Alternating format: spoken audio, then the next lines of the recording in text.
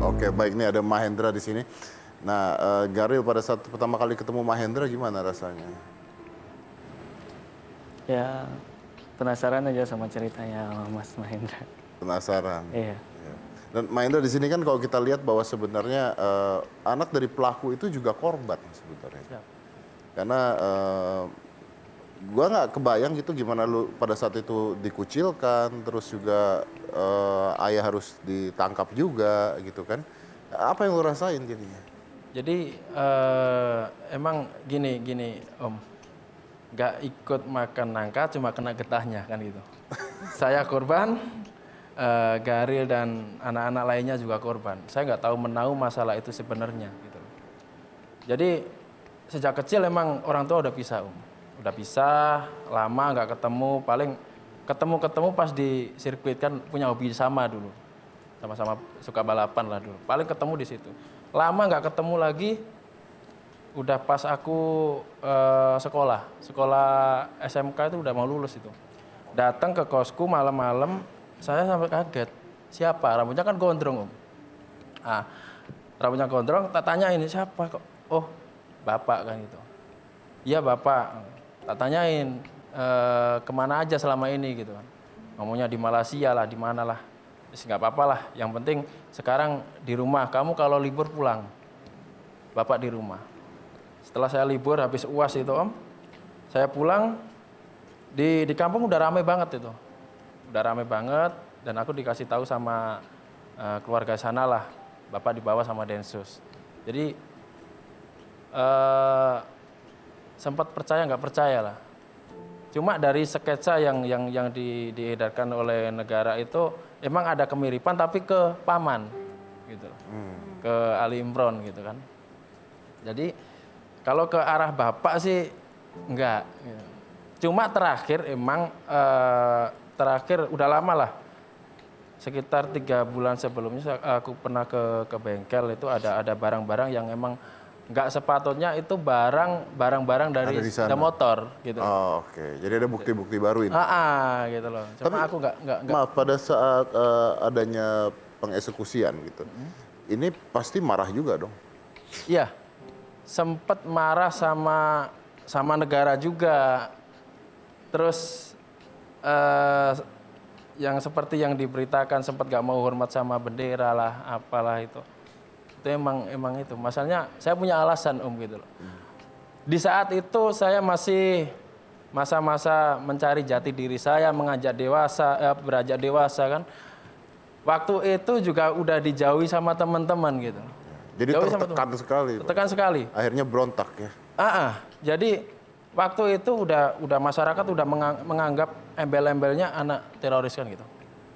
Saya mau cari kerja Om, lulus sekolah saya mau cari kerja, baru naruh lamaran udah ditolak. Ya, gua nggak bayangin. Tapi gini, pertanyaan gini Mahendra. Ya. Apa yang akhirnya membuat lu balik lagi gitu ke jalur yang Pancasila? Ini ada peran dari seorang paman juga.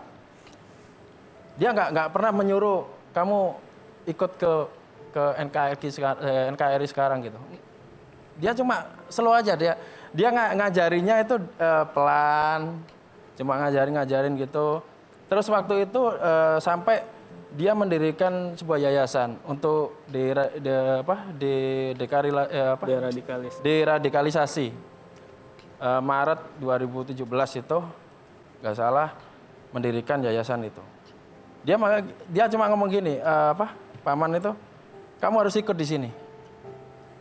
Kita bangun lagi, kita jadi orang baik lagi. Maksudnya Ustadz Ali Fauzi, Ustadz Ali Imron gitu. Terus saya dipertemukan pas penanaman batu pertama itu, saya dipertemukan sama sosok kebapaan yang bisa membimbing dengan senyumannya. Itu paman itu? Enggak. Bapak Komjen Suhardi Alyos, Ketua BNPT, itu luar biasa untuk mengarahkan itu. Jadi bapaknya napiter itu sekarang. Terus habis itu saya itu dijebak sama beliau-beliau ini. Tapi dijebak baik Om. Jadi 17 Agustus upacara, padahal saya cuma gini, saya diajak masuk ke yayasan itu udah ya udah ikut aja gitu loh. Cuma saya nggak punya tujuan untuk saya masuk gitu, enggak. Maksudnya tuh berpikir lebih baik itu enggak. Terus dijebak sama beliau-beliau ini, pas acara 17 Agustus upacara saya disuruh kibarkan bendera.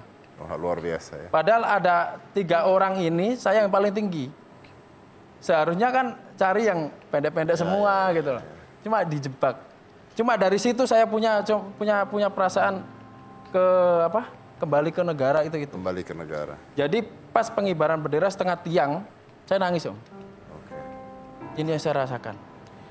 Dan kemudian hari saya pulang, saya udah posisi itu udah punya anak kan. Saya lihat anak saya yang lagi tidur itu. Nangis saya Om. Jangan sampai anak saya ini kejadiannya seperti Yang saya. sama seperti itu, iya. Soalnya saya biasa di jalan sampai nggak kerja nggak bisa, sampai jualan ayam Kentucky dorong gerobak itu. Karena sampai segitu. susahnya cari. Susahnya. Ya itulah dia kenapa akhirnya menjadi korban semua. Ya. Siap. Baik, ini sayang sekali waktunya sudah habis. Tapi terima kasih buat semuanya yang udah hadir di sini. Ini mudah-mudahan bisa ngasih kita pandangan yang berbeda ya. Pandangan yang berbeda tentang peristiwa yang sudah terjadi. Dan mudah-mudahan tidak terjadi lagi. Karena biar bagaimanapun negara kita ini negara Indonesia, NKRI dan negara Pancasila yang menghargai, menghormati semua suku bangsa dan agama apapun itu agamanya. Dan luar biasa seseorang bisa minta maaf itu orang yang besar, tapi butuh orang yang sangat besar juga untuk memaafkan orang lain pastinya. Saya dengar katanya punya sesuatu untuk dibacakan. Siap. Silakan.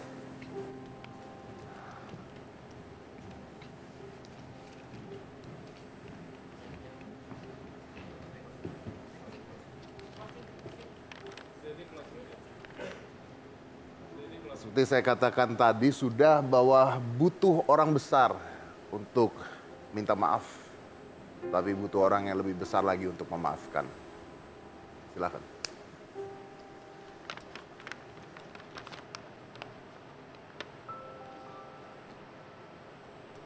Surat cintaku teruntuk para korban dan para keluarga korban yang ditinggalkan. Aku tahu kata maaf dariku tak dapat mengubah keadaan, tak dapat mengembalikan mereka yang telah pergi, bahkan tak dapat mengobati setiap luka. Namun biarlah kata maaf ini dapat menunjukkan betapa sangat menyesal dan merasa bersalahnya saya dan sangat menyayangkan mengapa ini harus terjadi. Namun biarlah kata maaf ini menjadi kata penghapus dendam, menjadi kata yang mempersatukan kita. Salam damai. Terima kasih.